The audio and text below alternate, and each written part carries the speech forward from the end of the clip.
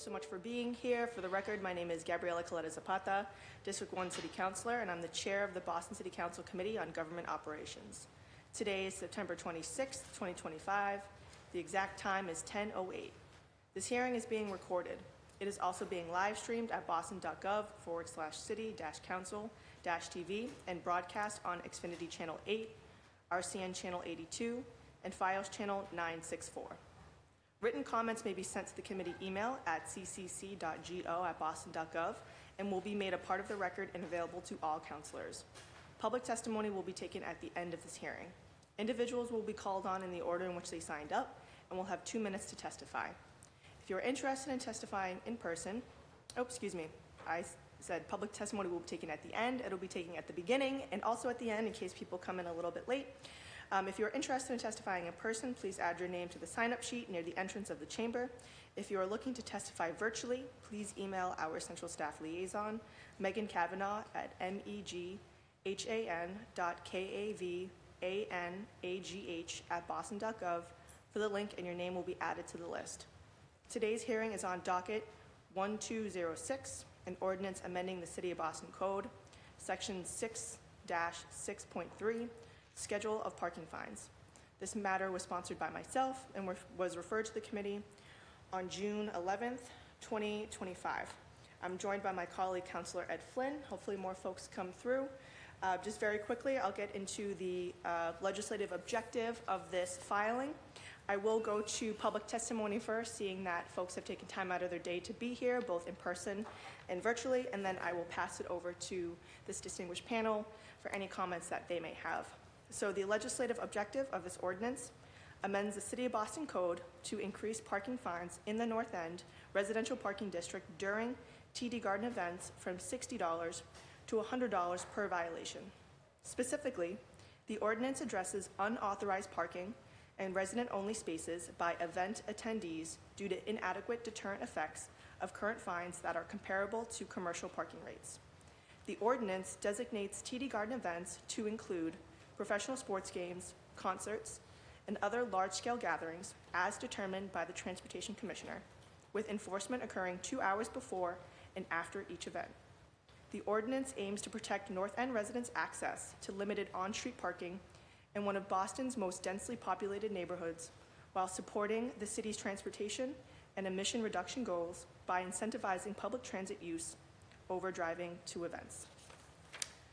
Just want to call out that this has already happened. There's precedent. In 2015, we established the Fenway parking ordinance, thanks to then City Councilor Josh Zachem.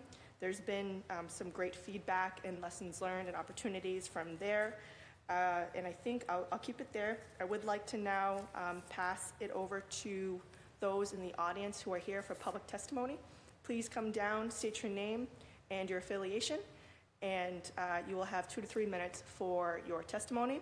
So in person, we have, and I'm not sure who signed up first, but we have Daryl Meehan, Carrie Akashian, and Darlene Romano. We also have Kirsten Hoffman, virtually, and hopefully Sheila DePrizio virtually as well too.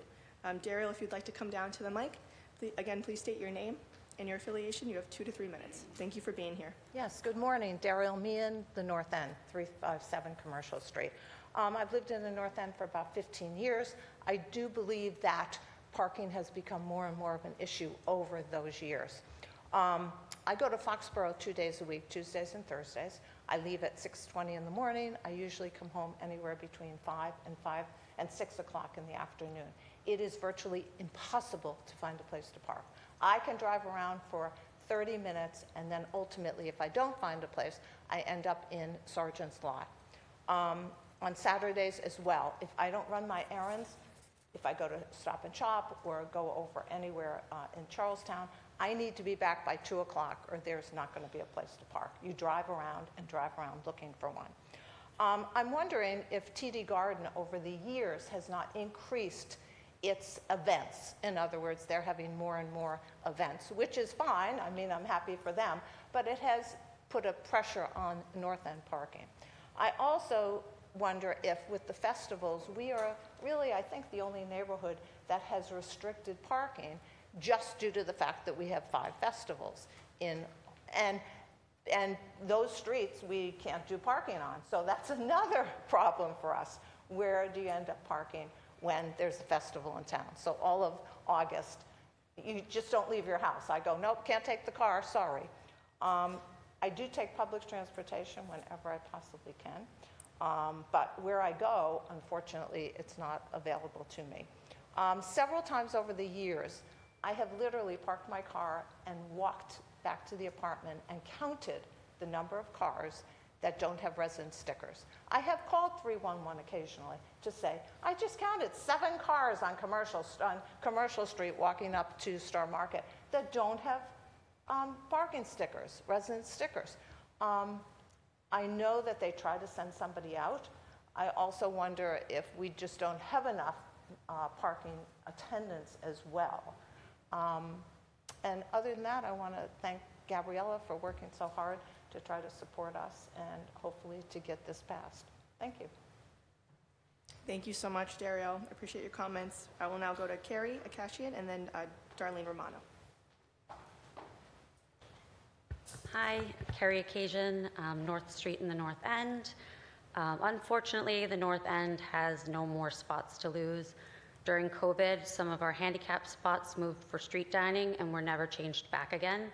At the same time, the fire department, who I appreciate so much, took another 2 to 8 spots per block in some areas of the North End to get fire trucks through, which I appreciate.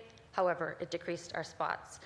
Some of us actually need a car to get our children to extracurricular activities that the city no longer provides, especially competitive dance, club volleyball, those type of things that we know is research-based. We know that kids who do extracurricular activities are better served throughout their lives. So there are still moms, single moms who live in the North End who don't have parking spots. There are a few of us. So every time one of those residents takes a spot, you're looking at a parent who's driving back from a game at 9 o'clock at night, and it's just very difficult.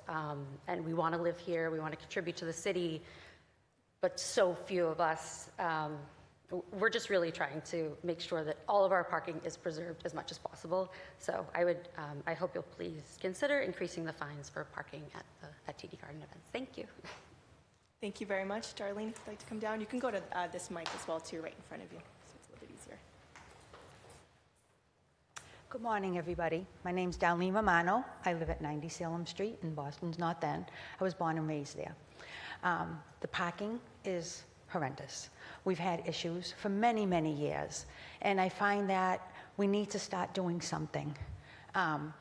It is true, when there's a game at the Garden, whether it's a concert, a Bruins game, or a Celtics game, or anything that's going on, people will take resident spots. I've come across people that have told me they'd rather park in a resident spot and get a $60 ticket than park in a garage and pay $75 or more because they're there dining, they're there for the night, so their tickets, they'd rather pay $60. You have 4 guys going to the Bruins game, what is it, $15 a piece? It's just not fair. I've advocated for tickets to be higher than $60. And my understanding is it would have to go across the whole city, and a lot of people in other areas don't want it higher because they don't think it's fair to them. But it's not fair to us that, like they said before me, you can only go out certain times. On a Saturday when the Bruins start, their games start between 1 and 3 o'clock, we're done, we're home, that's it. Can't go anywhere. Coming home at night, if I leave my daughter's house, I have to stay there till at least 9 o'clock, so I hope that everybody that's in the North End gets in their cars and leaves. And I'm going to bed at 11, 12 o'clock, and I have to be up for work the next day. I heard about what Fenway has done, how when there's a game or anything going on at Fenway, they up the ticket. So I started advocating for that, and as Councilor Coletta knows, I've been pushing for that for a few years now. So I'm glad that we have talks about it. I would hope that you would consider it, that whenever something is going on, that there would be, at least $100, however you want to make it, but $60 just doesn't cut it. It just doesn't cut it. It's, we have how many buildings, how many residents in the North End? Each building at least has 3 or 4 cars. So we're navigating each other, but we're all residents. We're all families. So if I see someone pulling in and I say, okay, take it, I know you have to do, we kind of navigate. But when you come across someone that's just going to a Celtics game and say, well, too bad, it's kind of frustrating. So I really, really hope that you guys would consider, we need to move along with this. We can't keep being punished for, because we live in the city. And that's how we all feel. We feel like we're being punished. We can't, why should I be without a car? I understand you can walk anywhere, you can take the train, but there are places you can't. You need your car to do stuff. And I shouldn't have to wait until 10 o'clock at night to look for a spot. I mean, with the amount of restaurants that are there and the amount of visitors that come in, it's really, disheartening that we have to do this when we're there, we're paying our taxes, we're doing the right thing. Because I look at it this way, how would they feel if I went and parked in their driveway for the night and said, oh, I couldn't find a spot, so I'm gonna park in your driveway, you go walk down the street, carry all your bundles and everything from down there. It's like, it's just not right. And unfortunately, there are people that don't care. They don't care. They're coming in for a couple of hours and they're gone and they feel like, I won't see her again. Who cares? And we do call 311, and for the most part, they do answer, but $60. You're there with 3 or 4 people. Everybody throws in a couple of bucks. Who cares? And they get to stay from 1 o'clock on a Saturday until 10, 11 o'clock at night, because then they're going for dinner. Then they're going and, to one of the bars to get a few drinks. And I'm looking around for hours for a parking spot. I just feel as though, I really hope you guys consider, please up the tickets, especially, I would like it upped across the board, to tell you the truth. But if we can't have that, could you please at least make it a little bit more when there is something going on around the North End, whether it be the Garden, whether it be City Hall. There has to be some limit so it can be fair to the residents that live there. So thank you for your time. Thank you, Darlene. I just want to acknowledge we've been joined by the best Vice Chair, Ben Weber, who is here. We'll go to online, Kristen Hoffman. And then maybe Sheila, if she's on.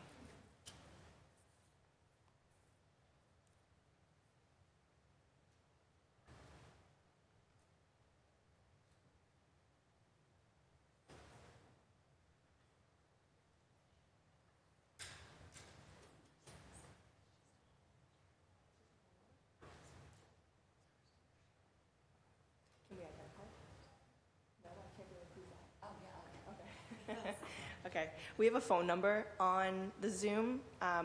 If you intend to provide testimony, please just let us know who you are.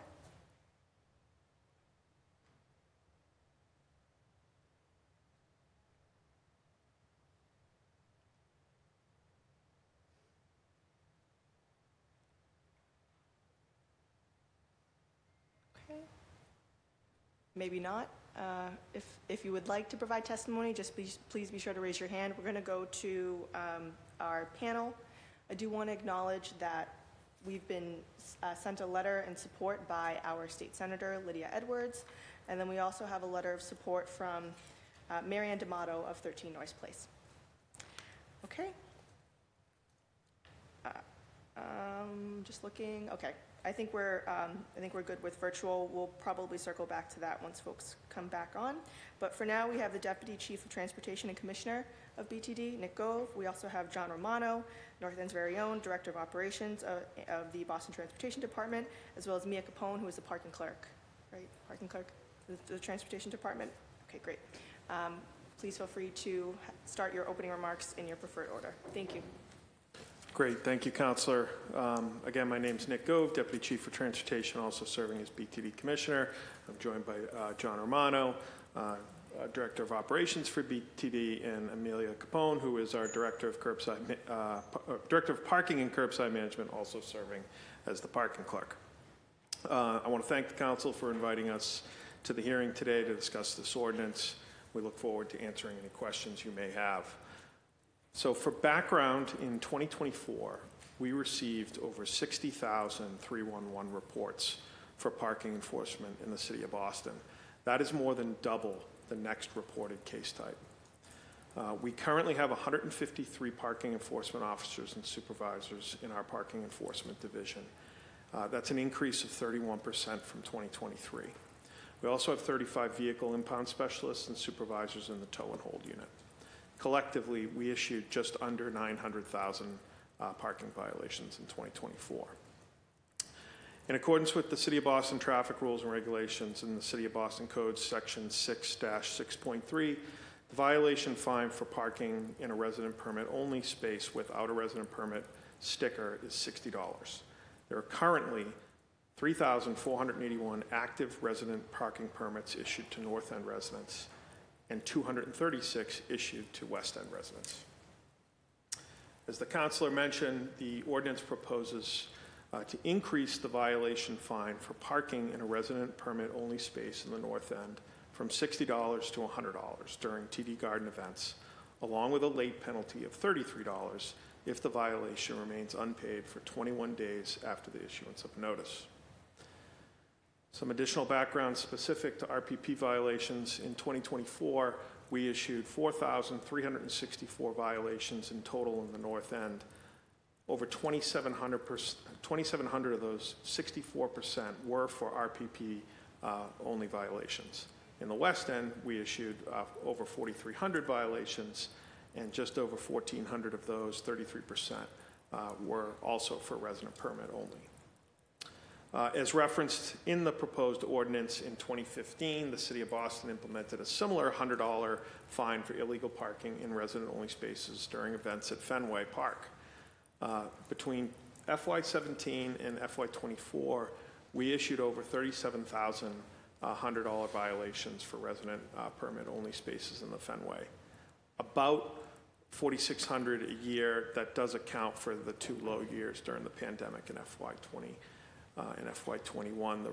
The real average was between 5,700 and 6,900 a year. If the council desires to pass this ordinance, we do have a couple recommendations. We recommend including the same violation fine and late penalty increase to the West End due to the close proximity of the limited number of West End RPP spaces to TD Garden.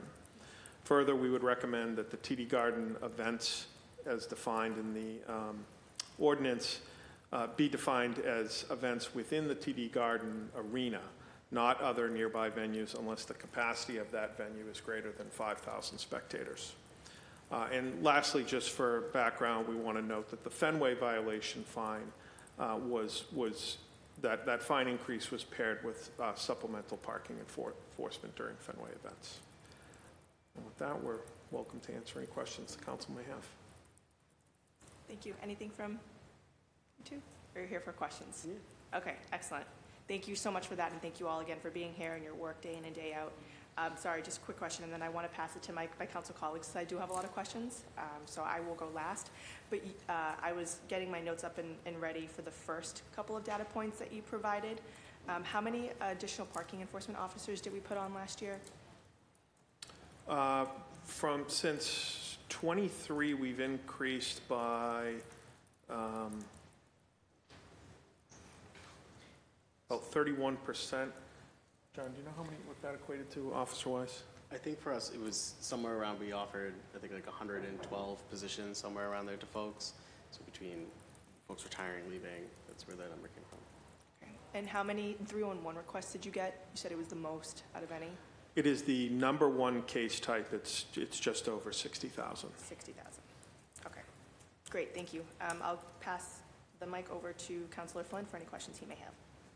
Thank you, Madam Chair. Thank you to the administration panel. Commissioner, the 311 calls or emails that you received, the 60,000, that was 2024, is that right? That's correct. Okay. I don't need it now, but can you give me a breakdown by neighborhood for that? Yeah, absolutely. We're happy to provide that. And I listened closely to the testimony from the public. That's what I especially enjoy at these hearings, and listening to them about how difficult and frustration it is to find a parking spot in the north end, and I respect that. That's similar to what's happening in my neighborhood in South Boston. We don't, I know we spoke earlier on it, Commissioner, but residential, I want to make sure that my neighborhood also in South Boston has the opportunity to participate in the residential parking program as well throughout South Boston, not just parts of South Boston. I know it's an ongoing discussion, but are you committed to working with me, Nick, on this? Yes, absolutely, Councilor. As we've discussed, South Boston has the largest number of RPP permit holders, and we understand we have work to do there. Thank you, Nick. In the comments from the public about, not going to see their daughter or not moving their car, one person has to travel to Foxborough, and it's difficult because there's no parking. Those are all important issues to factor in, and we want to support residents that have a car because they need a car for a lot of the reasons that they highlighted. So my question, Nick, and I know you mentioned the West End in Council Clutter.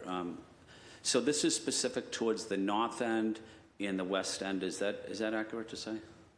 That's correct. It's the ordinance is specific to the North End, but if the council were desired to pass this, we would only recommend including the West End. It's a very small RPP neighborhood, but just due to the proximity, we wouldn't want to put any more pressure on those limited number of spaces. Okay. I've represented the West End for almost 7 years. I governed the West End, a small portion of the West End. So Canal Street would be part of what neighborhood? Canal falls in right now within the West End. That'd be the West End, yeah, okay. Correct, yeah.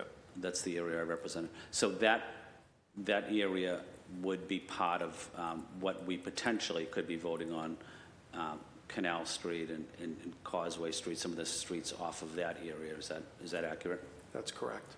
Okay. And how far would the North End border or the West End border? I know the North End as well as anyone. I've been to so many events there. But tell me the North End border, just so I'm clear about it, as it relates to how it would be impacted by this. Sure. So right now, the limit of regulated RPP spaces in the North End essentially runs but from Commercial Street, right, from at, say, the North Washington Street Bridge, so yeah. From Washington at Commercial, right, all the way down to Atlantic Ave, and then bordered by Surface Road, heading north back up to the North Washington Street Bridge. Within there, while the North End spreads a little bit larger than that, obviously, that is essentially the limit of RPP spaces. So there's some on Commercial Street as well, but that is where they're contained to. Myself and Council Clutter has most of the neighborhood, but the Wharf District Council, is that necessarily impacted? No, that would not be impacted by this ordinance. Okay.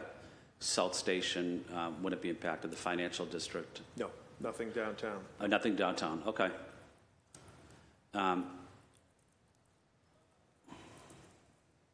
Okay. Madam Chair, I don't have any further questions. I do want to say thank you to the panel for being here. I do want to say thank you for the excellent public testimony as well. Thank you, Madam Chair. Thank you, Councilor Flynn. Councilor Weber? Thank you very much, Chair.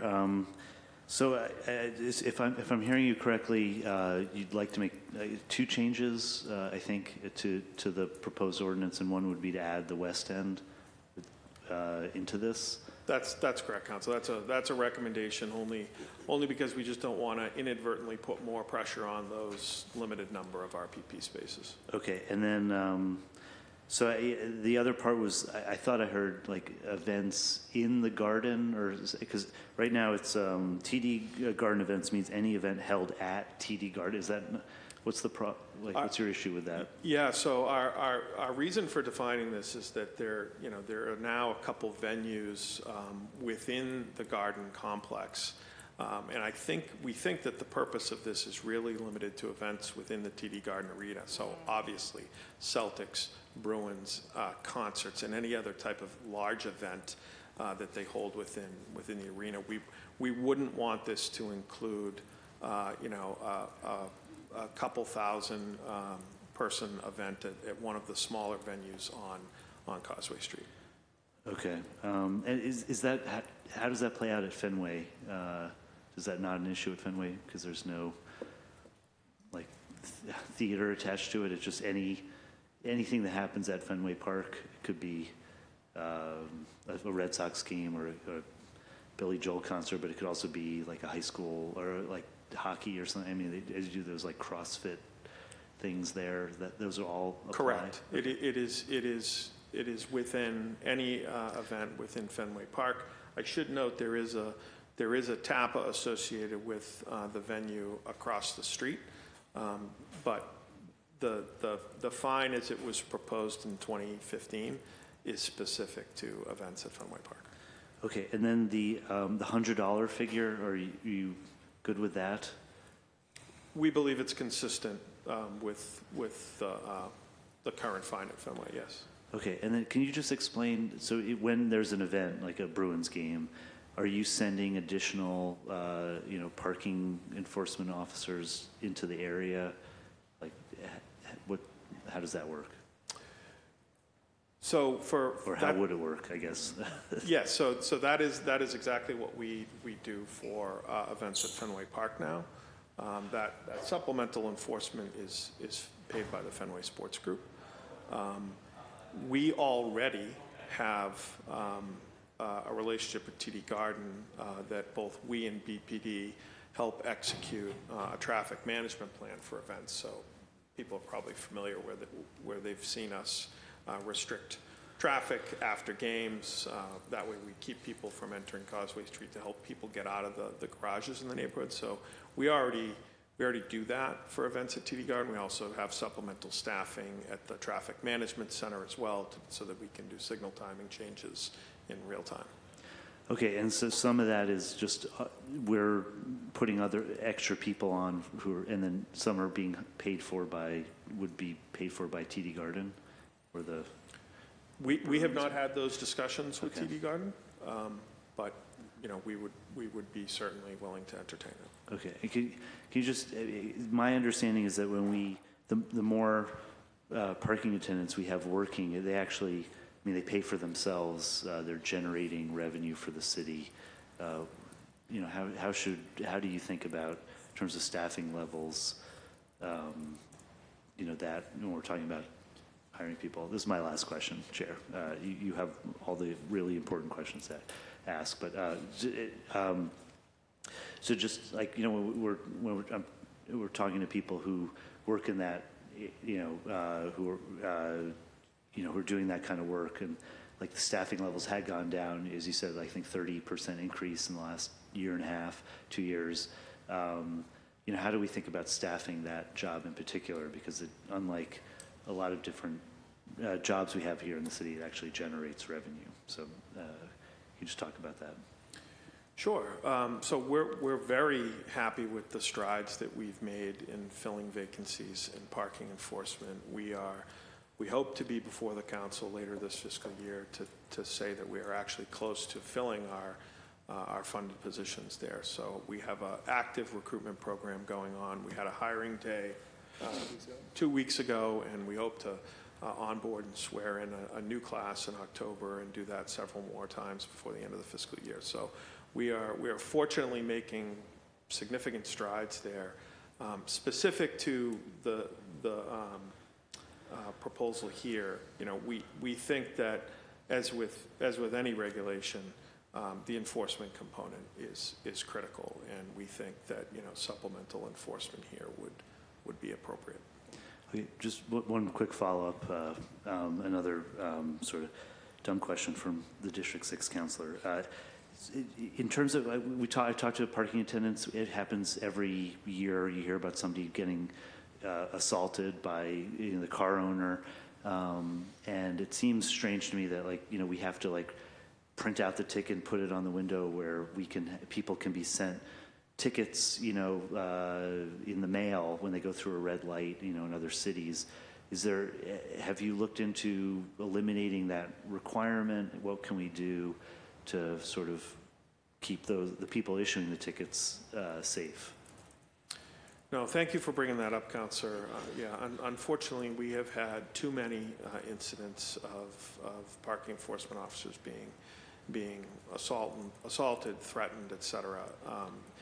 And so while we haven't done anything specific to eliminate the printed violation that's placed on the vehicle, we have done a lot of work, particularly in the last year, to streamline some of those systems and work to ensure that the process for issuing a violation is easier and faster.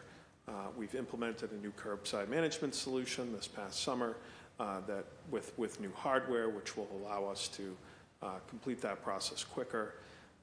As you know, we've had some movement on automated enforcement this past year. There was legislation passed for both bus lane enforcement as well as enforcement for school buses, and there's potentially some pending legislation on speed and red light enforcement as well. Okay, yeah, it just seems like they could just scan the license plate and the person gets a ticket in the mail rather than putting it on the windshield, and I think it would keep people out of harm's way for that. Please don't assault the parking attendant because they're really just doing their job and you should park legally. So anyway, thank you, Chair. I appreciate the time. Thank you very much for your awesome questions. Always thoughtful, and appreciate the solidarity from District 6. Okay, I have a bunch of questions. Definitely heard on including the West End, and we'll certainly be discussing this with my colleague from District 8, Sharon Durkin, before we decide to move on everything. But we'll work on the language and try to figure out, is this a different subsection? Right now, this is just 0. I think we may have to add in the West End and have it be either a part of one ordinance or two separate. I don't know. We'll figure that out. But thank you for that recommendation. My question was answered through my colleagues about the arena versus, just the TD Garden and TD Garden Arena. You had mentioned the TAPA agreement, presumably with, can I say the name of the Sure. venue? Yeah, The House of Blues? Yep. House of Blues. Can you talk to me about that, what that means for parking on street there? Do they provide anything? And also very curious to know about the Fenway Sports Group agreement and handling supplemental enforcement. What does that look like? How much do they help pay for it, either in dollar amount or percentage, if you have those numbers, so we can start there. Sure, and we're happy to provide. We can provide a copy of the TAPA specific to the venue there.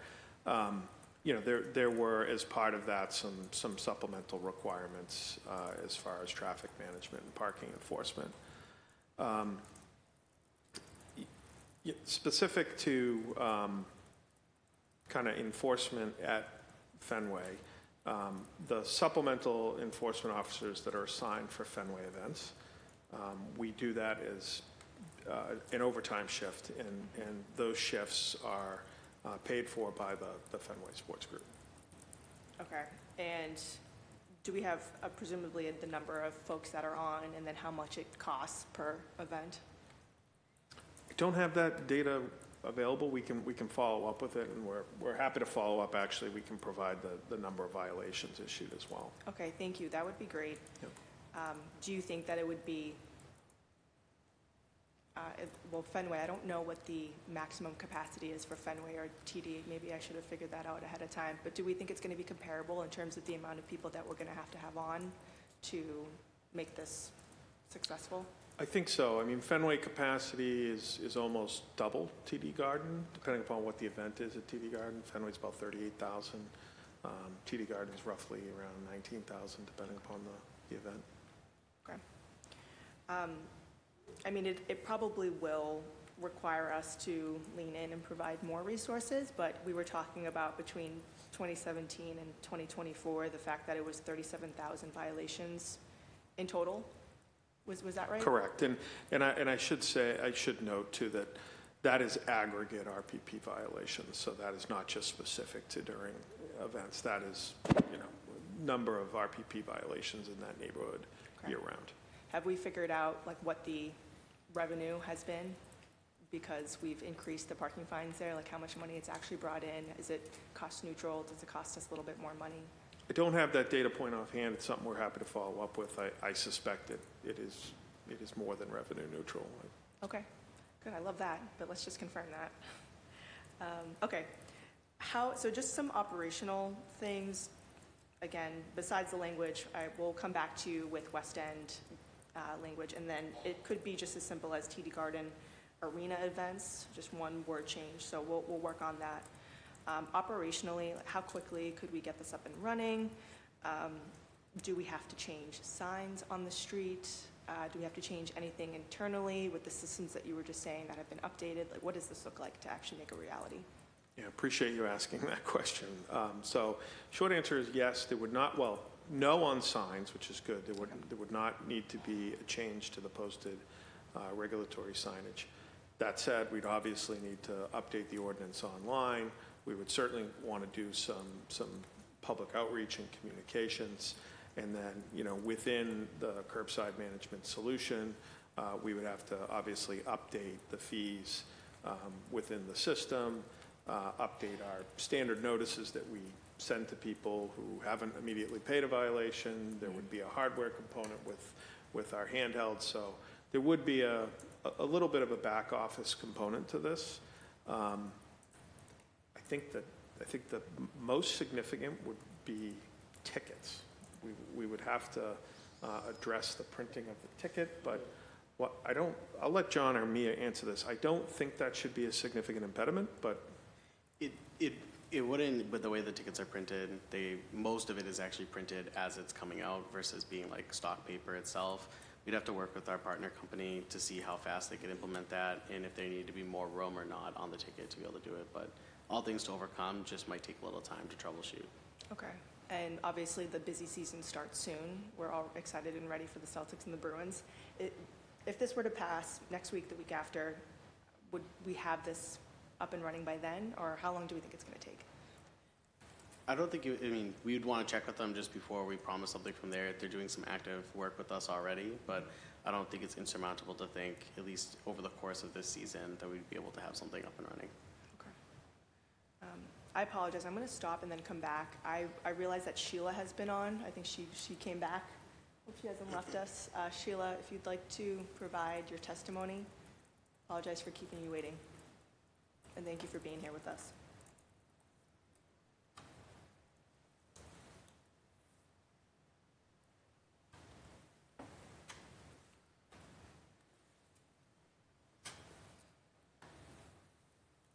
Hi, Sheila, can you hear us?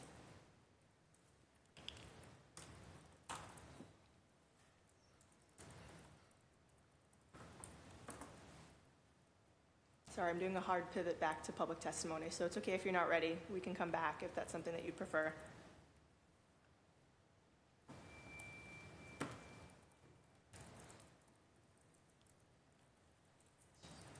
Sorry, can you hear me? Oh, Sheila, you are muted. Okay, so my comment is We can actually hear you a little bit, but it sounds like you're kind of far away.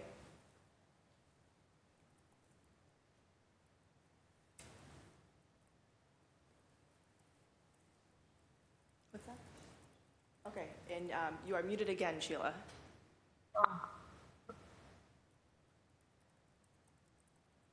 But I think we can hear you now.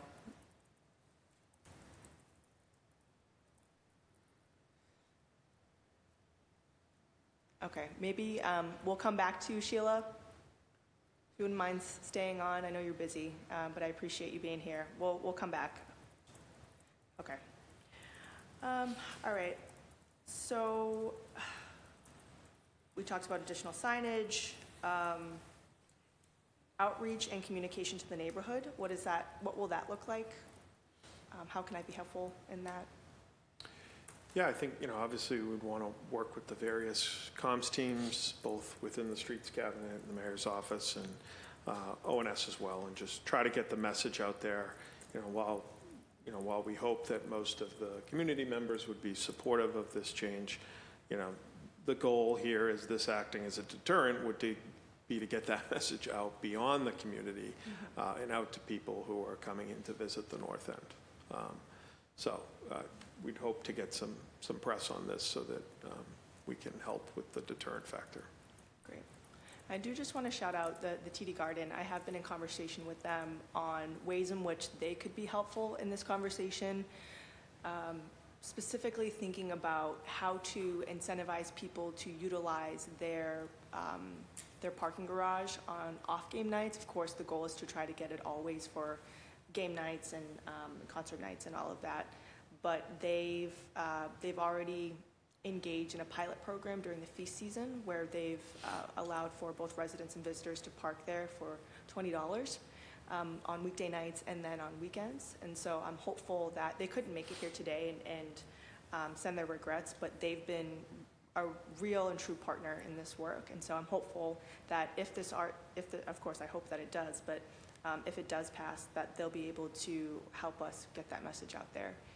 And I do want to talk to them about some sort of agreement in place and try to figure out, what we can do there, understanding that there's a lot that's going on over there and want to make sure that it's just a true partnership. Okay, we talked about that. Sorry.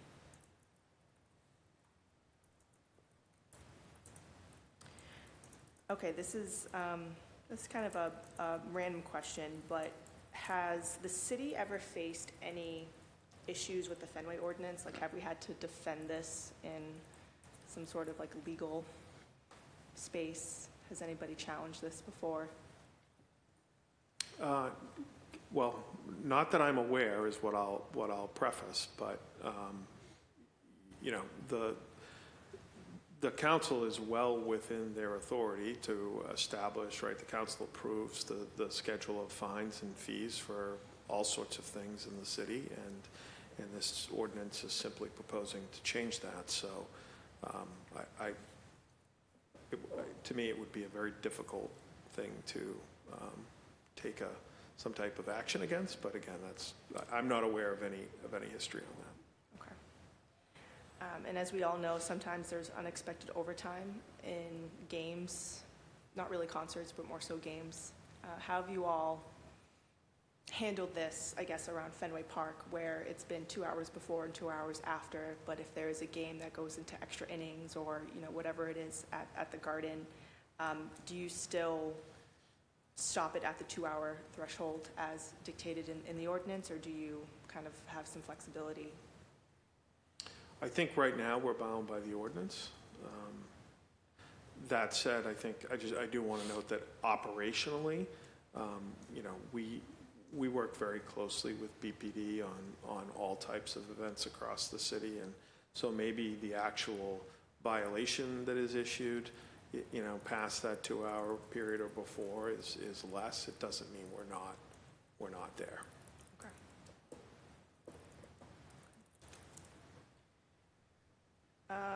Okay, I think for now I'm good with questions. I think this is really straightforward. It's not rocket science, but I know that a lot goes into it behind the scenes. Is there anything else that you think that we should consider that we may not know, not having a window into your operations, that may present challenges or things that allow us to move forward on this quickly, but specifically the challenges?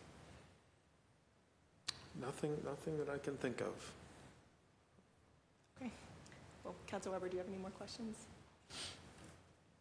Just one. In terms of, we raised the fine. I don't know at Fenway, are some of these offenses, can you be towed? Should we be using the boot? That kind of thing. I don't know, how does it work at Fenway, and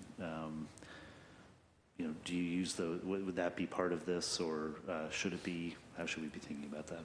Sure. So we We don't tow for RPP violations, particularly on like a first offense, right?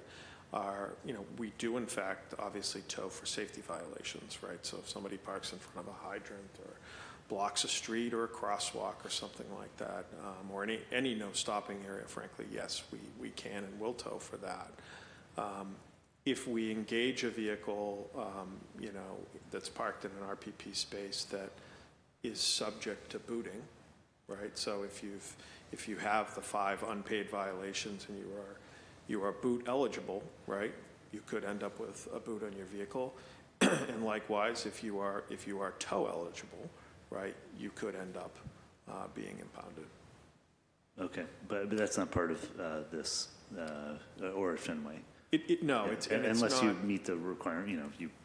You've been a habitual offender, or you're parked in front of a hydrant, which your resident sticker won't save you from being towed. correct. So, And I should clarify too, we, as with any other special event in the city, our tow and hold team monitors all of these areas, and we regularly tow people who park in places that they shouldn't, in neighborhoods and anywhere around these venues.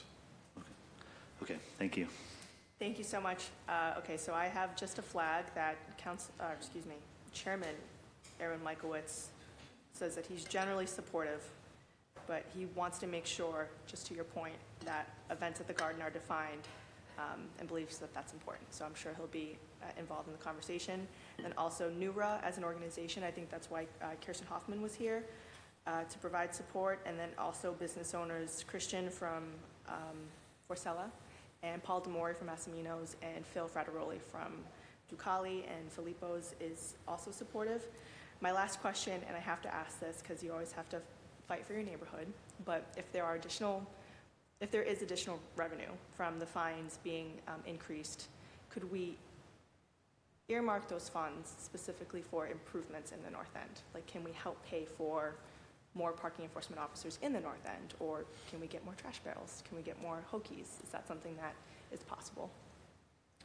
Sure. So parking enforcement funding right now is not specifically earmarked for either streets cabinet or transportation functions, but obviously that funding comes back to us through the general fund. But unless there was some other type of change, no, this funding would go into the normal general fund. Okay, so that may be a question for the CFO. See what we can do there. Okay, great. That's it for me. Sheila, maybe if you're still on, we can go back to you. Just make sure that you unmute. And thank you all so much for being here. I appreciate it. I really look forward to this. And we'll get the language, red lines to you.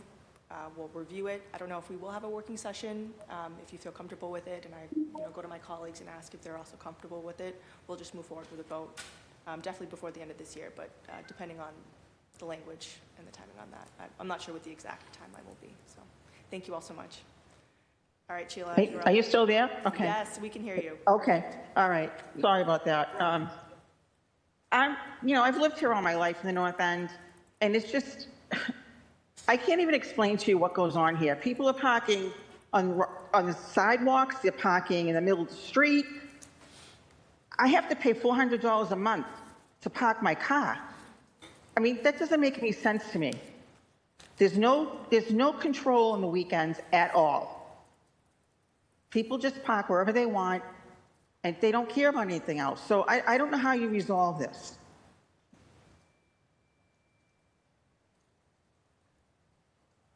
Thank you so much, Sheila. I appreciate it. And if we can just, do you have the numbers of how many parking enforcement officers are on average? Like, I know that there are multiple shifts, but how many enforcement officers there are on the North End on any given day? It varies per day, right? But we have somewhere between 2 to 4 officers in the neighborhood. Okay, thank you. And also want to note that specific to Sheila's point on weekends, we recognize that enforcement has been lacking on weekends. Historically, there was never enforcement on Sundays, and starting last year, we piloted a Sunday enforcement program that we believe is starting to make some impact on some of the more egregious behavior that was occurring citywide on Sundays. And that's still ongoing? That is still ongoing. Okay, but it's still considered a pilot program? Yes. Okay. How many folks are on citywide? It's approximately 30 officers, depending. Okay, So, all right, that's good. And I'm sure they have regions, right? It's not just one neighborhood that they're in, it just depends on where they are across the city? correct. And while while they will write it for any type of violation, right, they are most focused on the real egregious safety violations. Okay, thank you. Thank you for answering those questions. Thank you, Sheila, for being here and for your patience. Just confirming that we don't have any more public testimony, okay? Thank you. I thought this was great, really productive. Again, appreciate your time on a Friday. This hearing on docket 1206 is adjourned. Thanks, everyone. Thank you.